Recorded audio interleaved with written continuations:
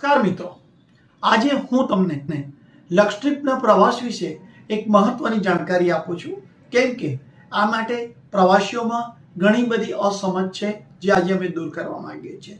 લક્ષદ્વીપ એ ભારતમાં આવેલો એક કેન્દ્ર શાસિત પ્રદેશ છે જેની સુંદરતા સ્વર્ગથી પણ ચઢે એવી છે, કારણ કે આ એક એવી જગ્યા છે કે ત્યાં જવા માટે રાજ્ય સરકારની પરવાનગી લેવી પડે છે અને એ લીધા વગર જવાતું નથી. 32 ટાપુઓનો એક આ સમૂહ છે. તેનું રંગબેરંગી પાણી, અખાટ સમુદ્રમાં શાંત નીર અને તેમાં આવેલા સમુદ્ર જીવો એ જોવાનો લાવો અનેરો છે. અને એમાં પણ જે લોકો સ્કુબા ડાઇવ અને વોટર એક્ટિવિટીના શોખીનો છે તેમના માટે તો વાત જ ન પૂછશો. ત્યાં ઘણી રીતે જવાય છે, પણ ત્યાંનો જે મુખ્ય જવાનો રસ્તો છે એ બાય વિમાન માર્ગે અને બીજું છે શિપ માર્ગે.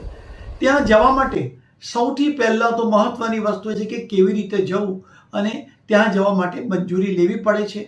વિમાન માર્ગે જવામાં શું અગવડો છે, શિપ માર્ગે કેવી રીતે જવાય, આ બધી જ વિગતો અમે તમને વિશ્વા ટ્રાવેલ્સ એ લક્ષદ્વીપના ઓથોરાઇઝ્ડ ટ્રાવેલ એજન્ટ છે અને છેલ્લા 25 વર્ષથી લક્ષદ્વીપની પ્રવાસોનું આયોજન કરે છે અને પ્રવાસીને કઈ રીતે પ્રવાસ કરવો તેનું માર્ગદર્શન આપે છે.